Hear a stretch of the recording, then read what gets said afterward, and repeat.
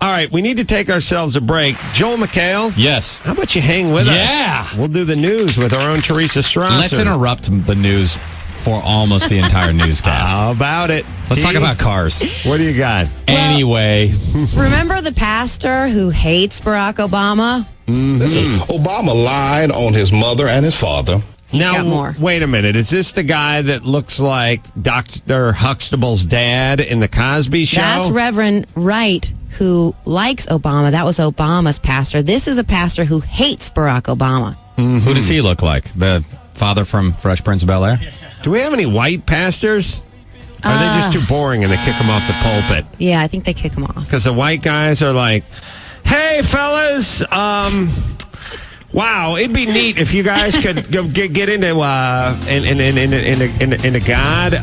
Hey, ladies. Hey, fat ladies of color who are planning on singing and playing the tambourine. Could you go ahead and just give me a sec here with my flock? That would be awesome. Amen! Hey, folks, I got to tell you about a funny story.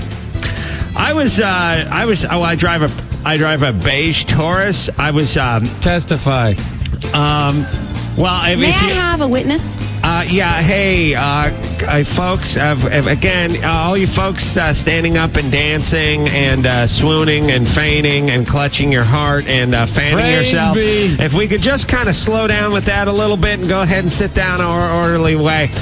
I was an adult who wore braces, it wasn't my bottom teeth were fine, but my top teeth were a little crooked. So, and a funny story. Fast forward. I wore a retainer, as an adult, and in the Bible it says that you shouldn't covet your neighbor's. I think it's an oxen. Hey, can we go ahead and can we tone the band down just a little bit? A funny story, true story. Yeah, white guys just don't cut it. You need some guy up there who's just screaming. No, I really like. He's been riding dirty. He's riding dirty, boy. Well, also we have to. Your inhale must sound like a sentence. You know what I mean? And if you don't have a mic in one hand and a towel in the other, you're not doing your job. And I'm not talking about a chamois. I'm talking about a beach towel. You're like. Drive me riding dirty. Who knows what it's like? I've been to the mountain. And plus, you have to repeat yourself. I've been to the mountain. He's been to the mountain. I've been to the mountain. Hey, he went to the mountain. I've been to the mountain. Did he go to the mountain? Hold on, somebody mop my brow off. Hold on. Find a homeless guy with a I've got a squeegee. parachute. You mop my brow off. You got yourself a comforter to mop my brow off. I have a sail from a sailboat. I've been to the mountain. Mop your brow. I've been to Barack riding dirty. I went to the mountain and I saw Barack on top of it. The sail is soaked. He was riding dirty. Get a tarp. Somebody give me a sea sponge. My brow's starting to sweat up again. Fluids into him. Oh, somebody give me a pail. He's dehydrated. Somebody give me a big pack of tube socks. I gotta mop my brow. We only have an alpaca to mop him with. I've been to the mountain. He's short on electrolytes. I've been to the mountain. I've seen Barack riding Help dirty. him. He's turning to powder. Riding dirty. There's no more fluids left in my 400-pound body. Forget the tarp. I'm wearing a three-piece suit. I sweat through the back of my vest, but I've been to the mountain. Dip him. That's right. You have to be able to talk about nothing like you've never spoken in your life for 3 hours while somebody mops your brow. This has been a wonderful Way more entertaining than your retainer guy. They ought to just come. Pastor Dustin. Like nice German cars. Remember in the 80s had the windshield wipers on the front headlights? They ought to just have that for their foreheads. I am a massive sweaty. And the back of your neck has to have 9 rolls. And that's just what's hanging up over the collar. There's probably another 13, 14 rolls underneath that collar. And you just keep shouting the same thing. And the front row has plastic bags over themselves like a Gallagher show. Yes, because they're just spit and sweat flying the entire time. I've been to the mountain. All right, we need to take ourselves a break. Joel McHale here. News next. Forget it, brother. You can go it alone. Teresa Strasser with tomorrow's news. Today. Barack Obama's former pastor, Jeremiah Wright, has said a bunch of controversial things. Somebody... All right, stop. I've been to the mountain. I've been to the mountain. The mountain riding dirty. All right, sorry. He said a bunch of controversial things. Mm-hmm. Yes, he did. Such as? Yeah, sorry. Barack knows what it means to be a black man living in a country and a culture that is controlled by rich white people. Hillary can never know that. Hillary ain't never been called a Right. But She might have been called that at some point. Do all African American pastors love Barack Obama? Mm-hmm. No. Pastor James David Manning is the pastor of Harlem's Atla Worldwide Church. Listen, when Barack leaves his Lear jet with his security detail to climb in his limousine, he knows firsthand how a black man cannot get ahead in this society. Well, Pastor Manning has a lot of issues with Barack Obama. He's been very vocal about it. Mm-hmm. And he went on Hannity and Combs to discuss many of his problems. He went on Fox. That's crazy. Listen, Obama lied on his mother and his father by saying that they were met at the Selma March, which is not true. So when a man lies on his mother and his father, I mean, what else can you say about it? And then he lies about his grandmother and depicts her as a typical white racist. That's not what he said, by the way. He said he said that she was a typical white person, which inferred that she was also a racist. He didn't say racist. She said things occasionally that made him cringe. Well, at any rate, listen, a man that lies on his father and his mother, and I suspect there's a reason why he did that because of the things I've said, that he was born trash, and he was. But when you consider the fact that a man would lie on his mother and father... When you call somebody being born trash, isn't that hate speech? No, it's not hate speech. Oh, he's previously I can say said whatever I want. that he's called Barack Obama trash because his mother was white and his father black. Yeah. Thus, he feels that Barack Obama is born refuse. Yes. Let me just say this. I happen to know that they did not meet at the Selma March. You know where they met? Where? They met on the mountain. Somebody get a towel. Barack's father, This towel is soaked. Barack, they met on the mountain. Please, someone give me a kiddie pool to stand in. I'm flooding the stage. Give me an above-ground pool and the microphone. Bring in some fans to dry the carpet. They met on the mountain. He riding dirty on mountain, and I ain't talking about Magic Mountain. I'm talking about Dirty Mountain. A wetback. Somebody get me a roll of Muslim cloth to mop off my brow. We need some cheesecloth. Oh, Lord, and my neck. Someone He is dehydrated. Who's got themselves a roll of toilet paper they can shove between my third and fourth back roll? Right here. Shove it between my neck roll and the back there. I've been to the mountain. I sweated on the mountain. Get him a sponge and an IV. I've been to the mountain.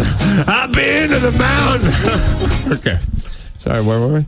Pastor Manning has some tough talk for the African American community, and he's not sure if they're ready to hear it, but he's ready to spout it. Absolutely. Based on what? Because African American people, now they don't like hearing this, but they have made wrong choices over the last 150 years, and over the last 50 years in particular, choosing Louis Farrakhan, choosing Bill Clinton, praising O.J. Simpson, and now they're choosing Barack. These are wrong choices, and it's hurting and destroying are you suggesting blacks should choose conservatives? Is that your point? No, I'm not saying that, but I think that you're misunderstanding the fact. If you look at, if a man, the end results of a man's life, of how he prospers and what he does, is it can be assigned to the decisions that he makes. And then you look at the black people, African American people here in America, we're at the bottom of the world social register. Right, it has to be because we make bad decisions. Thank you for coming and talking to us about it. I think the language is way out of line.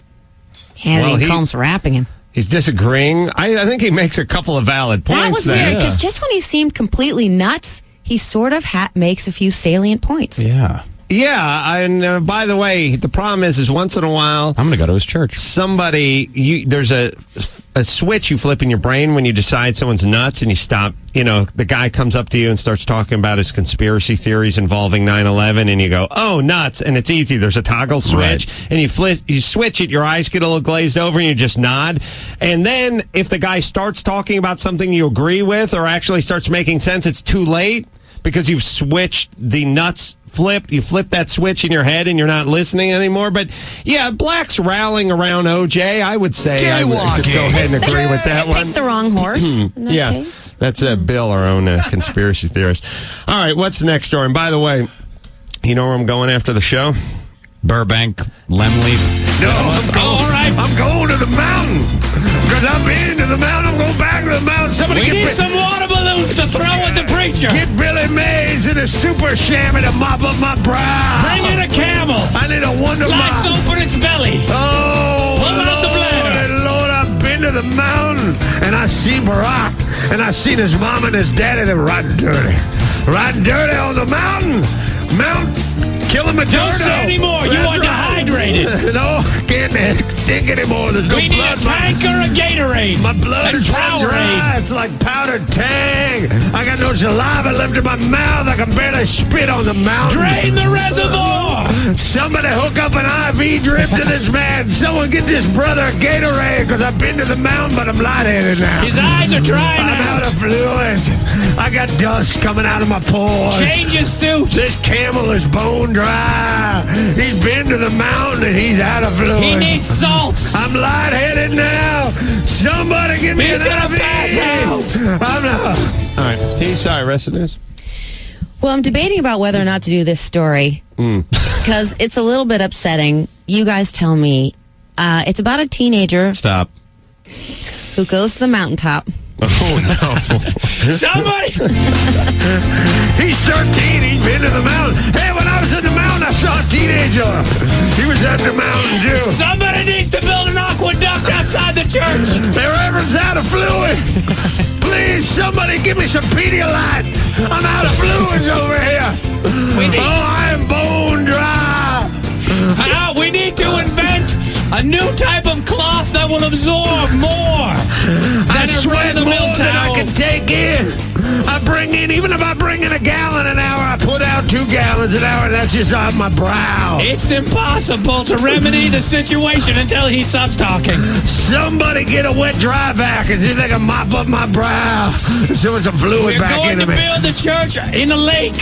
Give me some Bartles and James over here. I got to get myself a wine cooler and put something back in so I can get to the mountain and see that Alcohol is teenager. also a diuretic, Reverend. We cannot do that. No juices for you. Coffee? How about a Diet Pepsi? That is also diuretics. Caffeine is a diuretic. You will lose even more fluid. I got no electrolytes left in my body. We're off topic on your message, and we're just talking. I can't go to the mountain unless I'm hydrated. Look, decaf coffee was fine. Mop my brow, give me a kiddie pool and a Gatorade so I can get to the mountain. You're taking way too much sodium as it is, Reverend.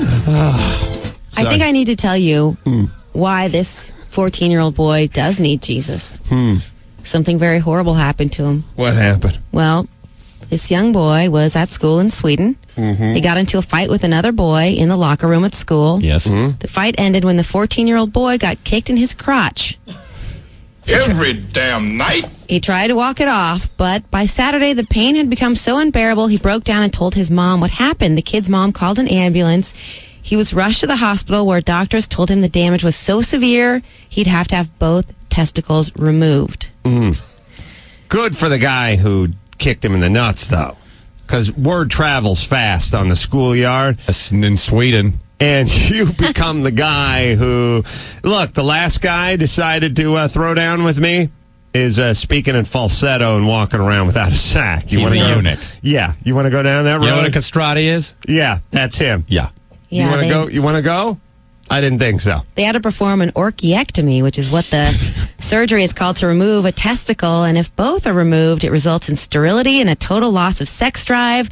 Though there are hormones you can take to help with the sex drive, the school is investigating the situation, and police have referred the case to social services because both boys involved are minors. Between the rhinoplasty, which seems to be named after the biggest land animal, and then the orchiectomy, which is named after a killer whale. Yeah. They're very, very much interested. And by the way, you really need to call it NAD removal or sack whatever, because there's that unfortunate part where you have to do the explanation.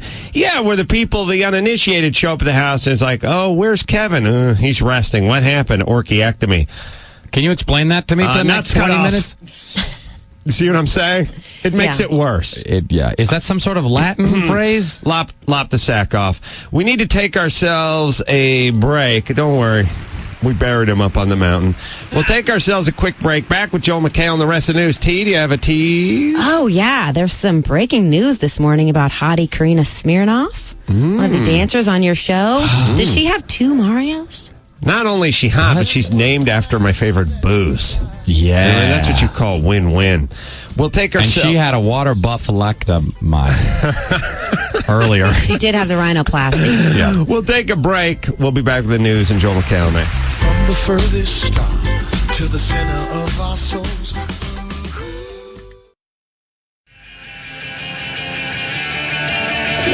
Vocal. What about vocals? Vocal. Check vocals. Here we go. And we're back to the Adam Carolla Show. Well, Teresa Strasser with the rest of the news. Joel McHale hanging out as well. Let's keep this party train rolling. The New York Post is reporting this morning that Dancing with the Stars hottie Karina Smirnoff may have 2 Marios in her life. She is Mario's dance partner on Dancing with the Stars. He just goes by the name Mario. He's an R&B singer. Yeah, Adam, why don't you do that? Just go by one name? Yeah. Mario? No, that would be... There's already a guy named Mario. Just like... Stan? No, Stan is not... Ted. No, Mario is... Oh, use my name. Yeah. Alan. Your name is Adam. Oh, okay. All right. Yeah. Let's go with Adam. Preacher Adam on the pulpit out here. Guess where I just came back from? The mountain. Actually, it was the men's room, but I call it the mountain. Clean up in the men's room. I've been to the mountain. Broke the sink. I went in the sink of the mountain. All right, sorry. Yeah, it's By the way, it's Mario. Mario, thank you. Right. Confusing because there's Mario Lopez and Mario, so thank you for that. And it appears that Karina may be involved with both of them. As you know, Mario Lopez was her former dance partner. According to People magazine, they live together and are a couple. Yeah, they're boyfriend and girlfriend. Right now. I was talking to her and him the other day. Well, according to the Post, she was with Mario. Is that how you say that? Yes, Mario. At the Four Seasons in Los Angeles. And according to a witness, they were making out by the valet with their hands all over each other, and he was whispering in her ear. The source also said it was around midnight, so there weren't many people around. The two then got in the same car, drove off together with Mario at the wheel. And by the way, with the whispering part, we don't need the in her ear. In her ass. Do you know what I mean? We'll do the ear math on that one. He was whispering. Where, in her nostril? Nope. In her ass? Nope. Armpit? Arch of her foot? Oh, the back of the behind the knee. Oh. Yeah, her elbow? Small of her back? Between her toes? Nope. In her ear. What?